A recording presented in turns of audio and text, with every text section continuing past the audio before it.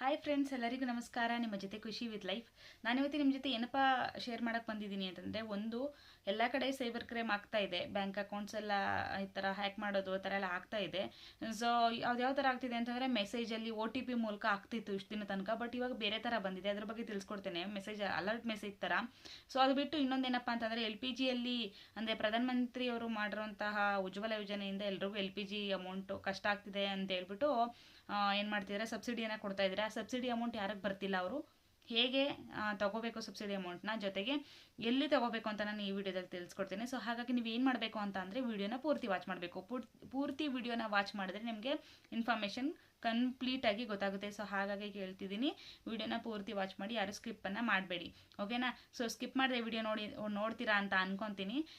So ಜೊತೆಗೆ ಇನ್ನೇನಪ್ಪ ಅಂತಂದರೆ, ವಿಡಿಯೋ ಇಷ್ಟ ಆದವರು ಒಂದು ಲೈಕ್ ಮಾಡಿ ಮತ್ತು ಕಮೆಂಟ್ ಮಾಡಿ, ಶೇರ್ ಮಾಡಿ. ಯಾರಾದರೂ ಈ ಥರ ಹೆಲ್ಪ್ ಬೇಕಾಗಿರೋರು ಅಥವಾ ಈ ಒಂದು ಸಜೆಷನ್ ಬೇಕಾಗಿರೋರು ಇದ್ದರೆ ಈ ವಿಡಿಯೋನ ಶೇರ್ ಮಾಡಿ. ಖಂಡಿತವಾಗ್ಲೂ ಅವ್ರಿಗೂ ಕೂಡ ಹೆಲ್ಪ್ ಆಗಲಿ ಅಂತ ಕೇಳ್ಕೊತಾ ವಿಡಿಯೋನ ಕಂಟಿನ್ಯೂ ಮಾಡ್ತೀನಿ. ಬನ್ನಿ ನೋಡೋಣ. ಸೊ ಫಸ್ಟ್ ಏನಪ್ಪ ಅಂತ ಅಂದರೆ, ಹೇಳ್ದೆ ಅಲ್ವಾ, ಸೈಬರ್ ಕ್ರೈಮ್ ಅಂತ. ಯಾವ ಕಡೆ ನೋಡಿದ್ರು ಸೈಬರ್ ಕ್ರೈಮ್. ಏನಾದ್ರು ಒಂದು OTP ಬಂದರೆ OTP ಹೇಳೋಂಗಿಲ್ಲ, ಸೈಬರ್ ಕ್ರೈಮ್ ಆಗುತ್ತೆ. ಹೌದು, ಸೈಬರ್ ಕ್ರೈಮ್ ಆಗ್ತಾನೆ ಇದೆ. ಮೆಸೇಜ್ ಬರುತ್ತೆ, ಇಷ್ಟು ನಿಮಗೆ ಲೋನ್ಸ್ ಬರುತ್ತೆ, ಲೋನ್ ತೊಗೊಳ್ಳಿ ಅಂತ ಬರುತ್ತೆ ಮೆಸೇಜು. ಇಷ್ಟೊಂದು ನಿಮಗೆ ಯಾವುದೋ ಗೆದ್ದಿದ್ದೀರಾ, ಯಾವುದ್ರಲ್ಲೂ ವಿನ್ ಆಗಿದ್ದೀರಾ ನೀವು, ಒಂದು 50 ಲಕ್ಷನ OTP ಸೆಂಡ್ ಮಾಡಿ, ನಾವು ನಿಮಗೆ ಅದನ್ನು ರಿಟರ್ನ್ ಮಾಡ್ತೀವಿ, ಲೈಕ್ ಆ ಥರ ಬರ್ಬೋದು.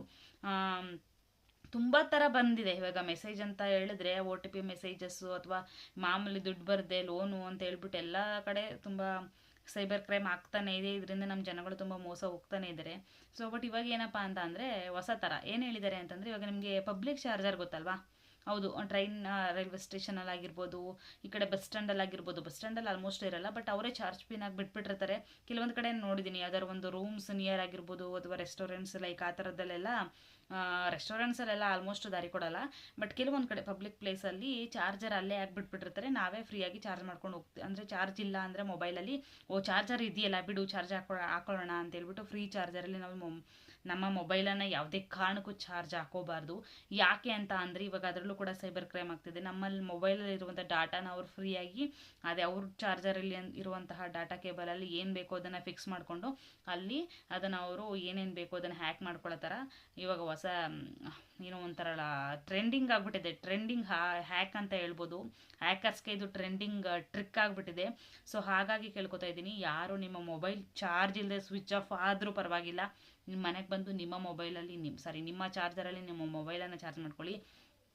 ಅದರ್ವೈಸ್ ನಿಮಗೆ ತುಂಬ ಅವಶ್ಯಕತೆ ಇತ್ತಾ, ನಿಮ್ಮ ಚಾರ್ಜರನ್ನು ಕ್ಯಾರಿ ಮಾಡಿ ಎಲ್ಲರೂ ಸ್ವಿಚ್ ಬೋರ್ಡ್ಸ್ ಸಿಗಿದ್ರೆ, ಸ್ವಿಚ್ ಬೋರ್ಡಲ್ಲಿ ಯಾರೂ ಏನೂ ಮಾಡೋಕ್ಕಾಗಲ್ಲ, ಬಿಕಾಸ್ ಕರೆಂಟ್ ಇರುತ್ತೆ, ಅವ್ರಿಗೂ ಗೊತ್ತು. ಸೊ ಹಾಗಾಗಿ ಸ್ವಿಚ್ ಬೋರ್ಡಲ್ಲಿ ನಿಮ್ಮ ಚಾರ್ಜರನ್ನು ಅಪ್ಲೈ ಮಾಡಿ ಅಥವಾ ಪ್ಲಗ್ ಮಾಡಿ ಚಾರ್ಜರನ್ನು ಮಾಡ್ಕೊಳ್ಳಿ. ಖಂಡಿತವಾಗ್ಲೂ ಬೇರೆ ವಯರ್ ಸಿಕ್ಕಿದೆ ಫ್ರೀಯಾಗಿ, ಪಿನ್ನೋ ಸಿಗಲ್ಲ ಎಲ್ಲೂ ಕಡೆ, ಇಲ್ಲಿ ಸಿಕ್ಕಿದೆ ಹಾಕೋಬಿಡೋಣ ಅಂತೆಲ್ಲ ಆಸೆ ಪಟ್ಕೊಂಡು, ಅಥವಾ ಏನೋ ಒಂದು ಬುದ್ಧಿ ಉಪಯೋಗಿಸೋಕ್ಕೋಸ್ಕರ ಅಥವಾ ಮೊಬೈಲ್ ಚಾರ್ಜ್ ಮಾಡ್ಕೊಳ್ಳೋಕ್ಕೋಸ್ಕರ ಖಂಡಿತವಾಗ್ಲೂ ಯಾರು ಫ್ರೀ ಚಾರ್ಜರಲ್ಲಿ ಅದು ಪಬ್ಲಿಕ್ ಚಾರ್ಜರಲ್ಲಿ ಚಾರ್ಜ್ ಮಾಡ್ಕೊಳ್ಳೋಕೆ ಹೋಗಬೇಡಿ. ಇದರಿಂದ ತುಂಬ ಅನಾಹುತಗಳು ಆಲ್ರೆಡಿ ಆಗಿದೆ, ಎಲ್ಲ ಕಡೆ ವೈರಲ್ ಆಗ್ತಿದೆ.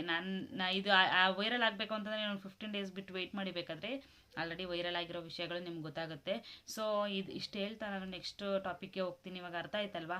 ಯಾರೂ ದಯವಿಟ್ಟು ಪಬ್ಲಿಕ್ ಚಾರ್ಜರನ್ನು ಹಾಕೋಬೇಡಿಪ್ಪ. ಯಾಕೆ ಅಂತಂದರೆ ಹಲವಾರು ಜನ ನೋಡಿದ್ದೀನಿ. ಯಾಕೆಂತಂದರೆ ನನ್ನ ಕಣ್ಣ ಮುಂದೆನೇ ಎಷ್ಟೊಂದು ಜನಕ್ಕೆ ಅಷ್ಟು ಲಕ್ಷ ಹೋಯ್ತು, ಇಷ್ಟು ಲಕ್ಷ ಹೋಯ್ತು, ಈ ಥರ 3 ಲೇಯರಿಂದ ಹೋಯ್ತು. ಹೋಗಾದ್ಮೇಲೆ ನಾವೇನು ಮಾಡಬೇಕು, ಬ್ಯಾಂಕ್ ಹೋಗಿ ಅಥವಾ ಸೈಬರ್ ಕ್ರೈಮ್ಗೆ ಕಂಪ್ಲೇಂಟ್ ಮಾಡ್ಕೊಬಿಟ್ಟು ವಾಪಸ್ ತಗೊಳಕ್ಕೆ ಏನು ಮಾಡಿರ್ತಾರೆ ಗೊತ್ತಾ, ಹ್ಯಾಕರ್ಸ್ ಇನ್ನೂ ಬುದ್ಧಿವಂತರು. ಯಾಕಪ್ಪ ಅಂತ ಅಂದರೆ, ಅವರು ಒಂದು 3 ಲೇಯರ್ ಚೇಂಜ್ ಮಾಡಿಬಿಟ್ರೆ ಪಾರ್ಟಿನ, ನಾವು ಯಾವುದೇ ಕಾರಣಕ್ಕೂ ಆ ಒಂದು ಅಮೌಂಟು ವಾಪಸ್ ತಗೊಳಕ್ಕೆ ಸಾಧ್ಯನೇ ಇಲ್ಲ.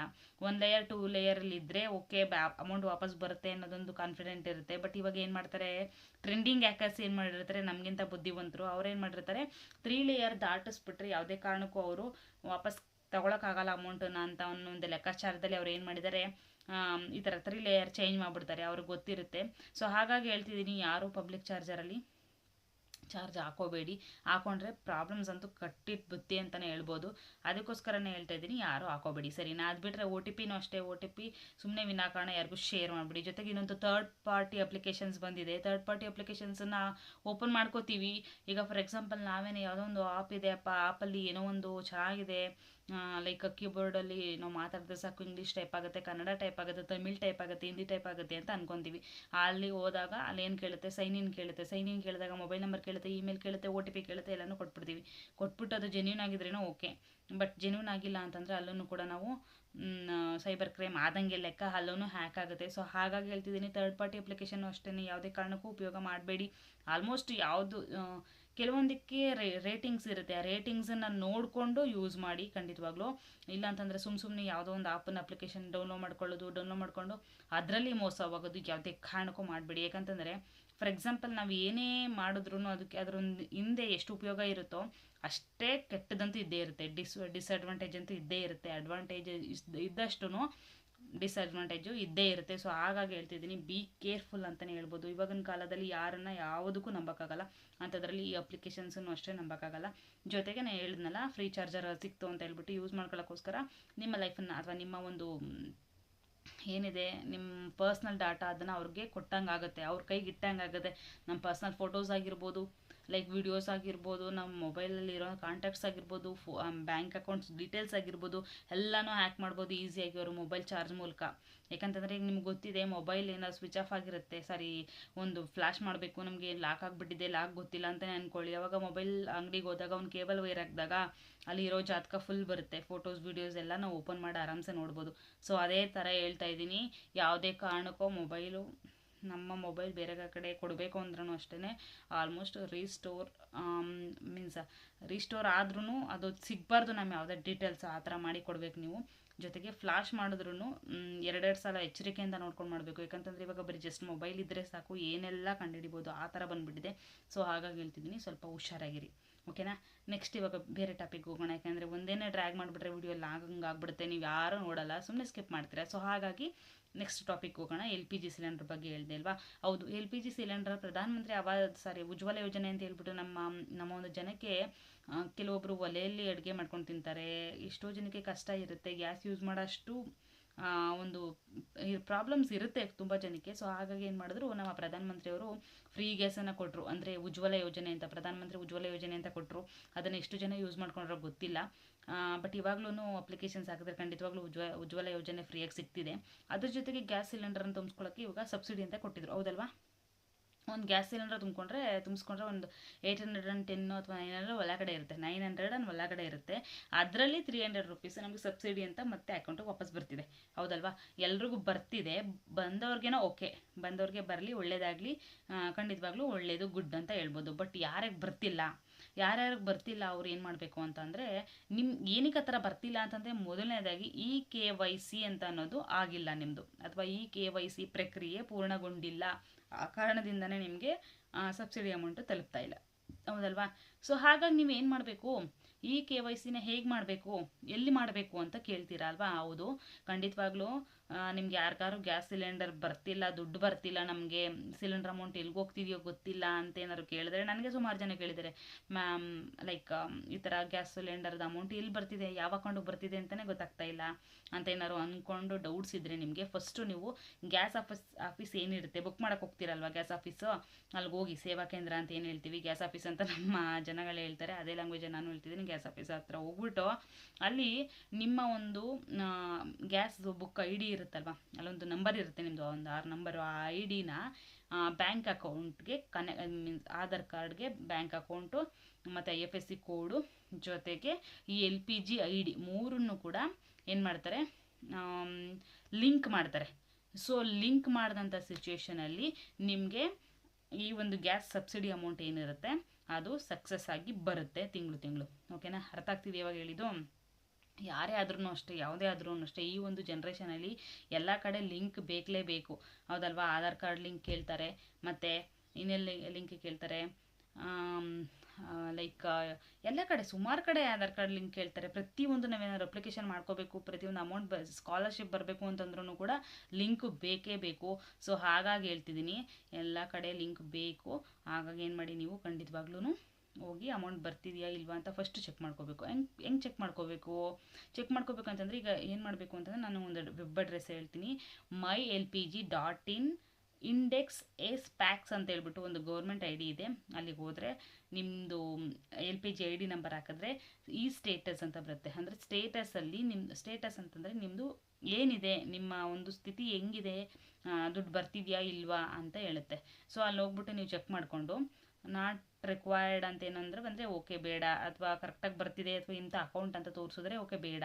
ಇಲ್ಲ ಅಂತಂದರೆ ಹೋಗಿ ನಿಮ್ಮ ಹತ್ತಿರದ ಗ್ಯಾಸ್ ಆಫೀಸ್ಗೆ ಹೋಗ್ಬಿಟ್ಟು ನಾನು ಹೇಳಿದ್ನಲ್ಲ ಆಧಾರ್ ಕಾರ್ಡ್ ತೊಗೊಂಡೋಗಿ, ಗ್ಯಾಸ್ ಬುಕ್ ತೊಗೊಂಡೋಗಿ, ಜೊತೆಗೆ ಬ್ಯಾಂಕ್ ಪಾಸ್ಬುಕ್ ತೊಗೊಂಡೋಗಿ, ಆಯಿತಾ. ಇಷ್ಟನ್ನು ತೊಗೊಂಡೋದ್ರೆ ಅವರು ಮುಂದೆ ಅವರ ಒಂದು ಸ್ಥಳದಲ್ಲಿ ಮಾಡುವಂತಹ ತಿದ್ದುಪಡಿ ಆದರೆ ಅಲ್ಲೇ ತಿದ್ದುಪಡಿ ಮಾಡಿ ಕೊಡ್ತಾರೆ. ಓಕೆನಾ. ಗ್ಯಾಸ್ ಆಫೀಸಲ್ಲಿ ಅವರ ಒಂದು ಸ್ಥಳದಲ್ಲಿ ನಿಮಗೇನು ಪ್ರಾಬ್ಲಮ್ ಇಲ್ಲ, ಆಧಾರ್ ಕಾರ್ಡ್ ಸರಿಯಾಗಿದೆ, ಎಲ್ಲ ಸರಿಯಾಗಿದೆ, ನಾವೇ ಸರಿ ಮಾಡ್ಕೊಡ್ತೀವಿ ಅಂತ ಅಂದರೆ ಮಾಡಿಕೊಡ್ತಾರೆ. ಅದರ್ವೈಸ್ ಇಲ್ಲ ಇದೇನೋ ಪ್ರಾಬ್ಲಮ್ಸ್ ಇದೆ, ಇದನ್ನು ಸರಿ ಮಾಡಿ ಅಂತಂದರೆ ಅವರು ನೆಕ್ಸ್ಟ್ ಸ್ಟೆಪ್ ಏನು ಮಾಡಬೇಕು ಅಂತ ಅವ್ರು ಹೇಳ್ತಾರೆ. ಸೊ ಏನು ಮಾಡಬೇಕು ನೀವು ಇವಾಗ ಗ್ಯಾಸ್ ಆಫೀಸ್ ಹತ್ರ ಈ 3 ಥಿಂಗ್ಸನ್ನು ತಗೊಂಡೋಗಿ ನಿಮ್ಮ ಒಂದು ಹತ್ತಿರದ ಸೇವಾ ಕೇಂದ್ರ ಏನಿದೆ ಅಲ್ಲಿಗೆ ವಿಸಿಟ್ ಮಾಡಿದ್ರೆ ಅವರು ಏನು ಮಾಡಬೇಕು ನೆಕ್ಸ್ಟ್ ಸ್ಟೆಪ್, ನಮ್ಮಲ್ಲೇ ಸರಿ ಮಾಡ್ಕೊಳ್ಳೋದಾದರೆ ನಾವು ಸರಿ ಮಾಡ್ಕೊಡ್ತೀವಿ ಅಂತಾರೆ. ಅದರ್ವೈಸ್ ಇಲ್ಲ ಬೇಡ, ನೀವು ಈ ಥರ ಬ್ಯಾಂಕ್ ಅಕೌಂಟ್ಗೆ ಹೋಗಿ ಈ ಥರ ಚೇಂಜ್ ಮಾಡಿಸ್ಕೊಬನ್ನಿ ಅಂತಂದರು ಅಂತಾರೆ. ಇಲ್ಲ ಅಂತಂದರೆ ಆಧಾರ್ ಕಾರ್ಡಲ್ಲಿ ಏನಾದ್ರು ತಿದ್ದುಪಡಿ ಇದ್ದರೆ ಅದನ್ನು ಸರಿ ಮಾಡಿ ಅಂತ ಹೇಳ್ತಾರೆ. ಸೊ ಟೋಟಲಿ ನೀವೇನು ಮಾಡಬೇಕು, ಫಸ್ಟ್ ಸ್ಟೆಪ್ ಏನು ಮಾಡಬೇಕು, ಆಧಾರ್ ಕಾರ್ಡು ಮತ್ತು ಪಾಸ್ಬುಕ್ಕು ಮತ್ತು ಏನು ಲೈಕ್ ಗ್ಯಾಸ್ ಬುಕ್ ಏನಿದೆ ಅಷ್ಟನ್ನು ತೊಗೊಂಡೋಗಿ ನೀವು ಹತ್ತಿರದ ಸೇವಾ ಕೇಂದ್ರಕ್ಕೆ ಕೊಟ್ಟರೆ ನೀವು ಖಂಡಿತವಾಗ್ಲೂ ನಿಮ್ಮ ಸಬ್ಸಿಡಿ ಅಮೌಂಟೇ ನಿಮಗೆ ಬರೋವಂಥ ಅವಕಾಶ ತುಂಬ ಇರುತ್ತೆ. ಸೊ ಅರ್ಥ ಆಯ್ತಲ್ವಾ ಎಲ್ರಿಗೂ. ಇವಾಗಲೇ ಯಾರಿಗೆ ಗ್ಯಾಸ್ ಆಫೀಸ್ ಅಮೌಂಟ್ ಬರ್ತಿಲ್ಲ ಅವರು ಖಂಡಿತವಾಗ್ಲೂ ಹೋಗಿ ಈ ಕೆಲಸವನ್ನು ಮಾಡಿ. ಜೊತೆಗೆ ನಾನು ಹೇಳಿದ್ನಲ್ವ ಸೈಬರ್ ಕ್ರೈಮ್ದು ಸ್ವಲ್ಪ ಅಲರ್ಟ್ ಆಗಿರಿ ಎಲ್ಲರೂ, ಪ್ರತಿಯೊಬ್ಬರೂ ಯಾವುದೇ ರೀತಿ ಥರ್ಡ್ ಪಾರ್ಟಿ ಅಪ್ಲಿಕೇಶನನ್ನು ಓಪನ್ ಮಾಡ್ಕೋಬೇಡಿ. ಜೊತೆಗೆ ಥರ್ಡ್ ಪಾರ್ಟಿ ಅಪ್ಲಿಕೇಶನ್ ಅಂದರೆ ಏನಿಲ್ಲ, ನಮ್ಮ ಮೊಬೈಲಲ್ಲಿ ಹೊಸದಾಗಿ ಮೊಬೈಲ್ ತೊಗೊಂಡಾಗ ಒಂದಷ್ಟು ಅಪ್ಲಿಕೇಶನ್ಸ್ ಅವರೇ ಕೊಟ್ಬಿಟ್ಟಿರ್ತಾರೆ. ಇನ್ಸ್ಟಾಗ್ರಾಮ್, ಫೇಸ್ಬುಕ್, ವಾಟ್ಸಪ್ ಲೈಕ್ ಆ ಥರದ್ದೆಲ್ಲ ಕೊಟ್ಟಿರ್ತಾರೆ. ಬಟ್ ಇನ್ನು ಉಳಿದಂಥ ಇನ್ನೆಲ್ಲ ಅಪ್ಲಿಕೇಶನ್ ಏನಿದೆ, ಆಪ್ ಅಂತ ಅಂತೀವಿ, ಅಪ್ಲಿಕೇಶನ್ಸ್ ಏನಿದೆ ಅದೆಲ್ಲ ಥರ್ಡ್ ಪಾರ್ಟಿ ಅಪ್ಲಿಕೇಶನ್ನೇ. ಪ್ರತಿಯೊಂದು ಥರ್ಡ್ ಪಾರ್ಟಿ ಅಪ್ಲಿಕೇಶನ್ಸೇ. ಬಟ್ ಯಾವುದನ್ನು ನೋಡಬೇಕು ಹುಷಾರಾಗಿ, ರೇಟಿಂಗ್ಸನ್ನು ನೋಡಿಬಿಟ್ಟು ಡೌನ್ಲೋಡ್ ಮಾಡ್ಕೊಳ್ಳಿ. ಕೆಲವೊಂದು ಜೆನ್ಯೂನ್ ಅಪ್ಲಿಕೇಶನ್ಸ್ ಇರುತ್ತೆ, ಥರ್ಡ್ ಪಾರ್ಟಿ ಅಪ್ಲಿಕೇಶನ್ಲು ಜೆನ್ಯೂನ್ ಅಪ್ಲಿಕೇಶನ್ಸ್ ಇರುತ್ತೆ. ಬಟ್ ಇನ್ನು ಕೆಲವು ಮಾತ್ರ ತುಂಬ ಫ್ರಾಡ್ ಇರುತ್ತೆ.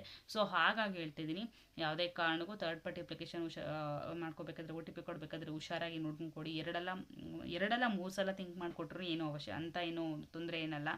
ಸೊ ಜೊತೆಗೆ ಇನ್ನೊಂದು ಏನಪ್ಪ ಅಂತಂದರೆ ಹೇಳ್ದೆಲ್ಲ, ಪಬ್ಲಿಕ್ ಚಾರ್ಜರಲ್ಲಿ ಖಂಡಿತವಾಗ್ಲೂ ಯೂಸ್ ಮಾಡಬೇಡಿಪ್ಪ. ಅದೊಂದನ್ನಂತೂ ಎಲ್ರಿಗೂ ಬೇಕಾದ್ರೆ ಶೇರ್ ಮಾಡಿ, ಯಾರು ಪಬ್ಲಿಕ್ ಚಾರ್ಜರಲ್ಲಿ ಯೂಸ್ ಮಾಡಿಬಿಡಿ. ಈಗ ಡಾಟಾ ಕೇಬಲ್ ಜೊತೆಗೆ ಏನೇನೋ ಹಾಕಿ ನಮ್ಮ ಒಂದು ಡಾಟಾವನ್ನು ಹ್ಯಾಕ್ ಮಾಡುವಂಥ ಚಾನ್ಸಸ್ ತುಂಬ ಇದೆ. ಸೊ ಅದರ್ವೈಸ್ ಇನ್ನೇನಪ್ಪ ಅಂತಂದರೆ ಮೊಬೈಲ್ಗಳಲ್ಲಿ ಇರುವಂಥ ಫೋಟೋಸು, ವೀಡಿಯೋಸು, ಪರ್ಸ್ನಲ್ಸ್ ಏನೇನು ಇರುತ್ತೆ ಅದನ್ನೆಲ್ಲ ಅವರು ಹ್ಯಾಕ್ ಮಾಡ್ತಾರೆ, ನಿಮ್ಮನ್ನು ಬ್ಲ್ಯಾಕ್ ಮೇಲ್ ಮಾಡ್ತಾರೆ. ಬ್ಲ್ಯಾಕ್ ಮೇಲ್ ಮಾಡಿದಾಗ ನೀವು ಏನು ಮಾಡಬೇಕಾಗುತ್ತೆ, ವಿಧಿ ಇಲ್ಲದೆ ಕೊಡಲೇಬೇಕಾಗುತ್ತೆ. ಒಂದಿಷ್ಟು ಅಮೌಂಟ್ಸ್ ಅದು ಇದು ಅಂತ ಕೇಳಿದ್ರೆ ಕೊಡಲೇಬೇಕಾಗುತ್ತೆ. ಪೊಲೀಸ್ ಕಂಪ್ಲೇಂಟ್ಸ್ ಅಂತ ಹೋದರೆ ಲೈಕ್ ಮಾನ ಮರ್ಯಾದೆ ಹೋಗುತ್ತೆ ಅನ್ನೋ ಪ್ರಶ್ನೆಗಾರು ಎದುರುಕೊಂಡು ನೀವೇನೇನೋ ಒಂದು ಸಿಚುವೇಶನ್ ಬರ್ಬೋದು. ಸೊ ಹಾಗಾಗಿ ಹೇಳ್ತಾ ಇದ್ದೀನಿ, ಯಾರು ಈ ಥರ ಮಾಡ್ಕೋಬೇಡಿ. ನಮ್ಮನ್ನೇ ನಾವು ನಂಬಕ್ಕಾಗದೇ ಇರೋವಂಥ ಒಂದು ಟೈಮು ಸಿಚುವೇಶನ್ ಈಗ. ಸೊ ಹಾಗಾಗಿ ಯಾರ ಕೈಲೂ ಸಿಗಾಕೋಬೇಡಿ, ಯಾರ ಬಾಯಿಗೂ ಆಹಾರ ಆಗಬೇಡಿ ಅಂತ ಹೇಳ್ತಾ ಈ ಒಂದು ಅಲರ್ಟಲ್ಲಿ ನೀವಿರಿ, ನಿಮ್ಮ ಅಲರ್ಟಲ್ಲಿ ನೀವಿರಿ. ಚಾರ್ಜ್ ಇಲ್ಲದೆ ಹೋದರೆ ಏನೂ ಆಗಲ್ಲ, ಮನೆಗೆ ಬಂದೇ ಹಾಕ್ಕೊಳ್ಳಿ. ಇಲ್ಲಾಂದರೆ ನಿಮ್ಮ ಒಂದು ಪರ್ಸ್ನಲ್ ಚಾರ್ಜರ್ ಏನಿದೆ ಅದನ್ನೇ ಕ್ಯಾರಿ ಮಾಡಿ ಹಾಕ್ಕೊಳ್ಳಿ. ಬಟ್ ಯಾವುದೇ ಪಬ್ಲಿಕ್ ಚಾರ್ಜರಲ್ಲಿ ಯೂಸ್ ಮಾಡಬೇಡಿ. ಓಕೆನಾ. ಇಷ್ಟು ಹೇಳ್ತಾ ಈ ವಿಡಿಯೋನ ನಾನು ಇಲ್ಲಿಗೆ ಸ್ಟಾಪ್ ಮಾಡ್ತೀನಿ. ಜೊತೆಗೆ ಇನ್ನೊಂದು ವಿಡಿಯೋದಲ್ಲಿ ನಿಮ್ಮ ಜೊತೆ ಮತ್ತೆ ಬರ್ತೇನೆ. ಸೊ ಅಲ್ಲಿ ತನಕ ನೀವೇನು ಮಾಡಬೇಕು, ನನ್ನ ವಿಡಿಯೋನ ಪೂರ್ತಿ ವಾಚ್ ಮಾಡಿ, ಜೊತೆಗೆ ಲೈಕ್ ಮಾಡಿ, ಶೇರ್ ಮಾಡಿ, ಕಮೆಂಟ್ ಮಾಡಿ. ಹೊಸ್ದಾಗಿ ಯಾರು ವಿಡಿಯೋನ ನೋಡ್ತಿದ್ದೀರಾ ಅಂತ ಅಂದರೆ ಸಬ್ಸ್ಕ್ರೈಬ್ ಮಾಡ್ಕೊಂಡು ವಿಡಿಯೋ ನೋಡಿ, ಆಯಿತಾ. ಸೊ ಪಕ್ಕದಲ್ಲಿ ಇರೋ ಬೆಲ್ ಐಕನನ್ನು ಆಲ್ ಅಂತ ಇರುತ್ತೆ, ಅದನ್ನ ಎನೇಬಲ್ ಮಾಡಿದ್ರೆ ನಿಮಗೆ ಎಲ್ಲ ಪ್ರತಿಯೊಂದು ನೋಟಿಫಿಕೇಷನು, ನಾನು ಲೈವ್ ಮಾಡಿದಾಗ, ನಾನು ವಿಡಿಯೋಸ್ ಹಾಕಿದಾಗ ಪ್ರತಿಯೊಂದು ನೋಟಿಫಿಕೇಷನು ನಿಮಗೆ ನೋಟಿಫಿಕೇಷನ್ ಆಗಿ ಬರುತ್ತೆ. ಸರಿನಾ. ಅರ್ಥ ಆಗ್ತಿದೆಯಾ. ನನಗೂ ಸಪೋರ್ಟ್ ಮಾಡಿ. ಹೊಸ್ದಾಗಿ ಯೂಟ್ಯೂಬ್ ಮಾಡ್ತಿದ್ದೀವಿ, ಬಟ್ ಒಳ್ಳೊಳ್ಳೆ ಮಾಹಿತಿ ಕೊಡ್ತಿದ್ದೀನಿ ನಿಮಗೆ. ನನ್ನ ಮಾಹಿತಿ ಇಷ್ಟ ಆಗ್ತಿದೆ ಅಂತ ಅನ್ಕೊತಿದ್ದೀನಿ. ಇಷ್ಟ ಆದರೆ ಖಂಡಿತವಾಗ್ಲೂ ಲೈಕ್ ಮಾಡಿ, ಶೇರ್ ಮಾಡಿ, ಕಮೆಂಟ್ ಮಾಡಿ. ಪ್ರತಿ ಸಲ ಅದನ್ನೇ ಹೇಳ್ತಾ ಇದ್ದೀನಿ, ವಿಡಿಯೋ ನೋಡಿ ಸಪೋರ್ಟ್ ಮಾಡಿ, ಅಷ್ಟೇ ಹೇಳ್ಕೊಳ್ತಾ ಇದ್ದೀನಿ. ಸೊ ಇಷ್ಟು ಹೇಳ್ತಾನೆ ವಿಡಿಯೋನ ಇಲ್ಲಿಗೆ ಸ್ಟಾಪ್ ಮಾಡ್ತೀನಿ. ತುಂಬ ಡ್ರ್ಯಾಗ್ ಆದರೆ ನೀವು ನೋಡೋಲ್ಲ ಅಂತ ನನಗೆ ಚೆನ್ನಾಗಿ ಗೊತ್ತು. ಸೊ ಹಾಗಾಗಿ ಹೇಳ್ತಾ ಇದ್ದೀನಿ, ಥ್ಯಾಂಕ್ ಯು ಸೋ ಮಚ್. ಎಷ್ಟು ತನಕ ವಿಡಿಯೋನ ನೋಡಿದ್ದೀರಾ ಅಂತ ಭಾವಿಸ್ತಾ ಈ ವಿಡಿಯೋನ ಇಲ್ಲಿಗೆ ಸ್ಟಾಪ್ ಮಾಡ್ತೀನಿ. ಮತ್ತೆ ಇನ್ನೊಂದು ವಿಡಿಯೋದಲ್ಲಿ ಸಿಗ್ತೀನಿ. ಬಾಯ್.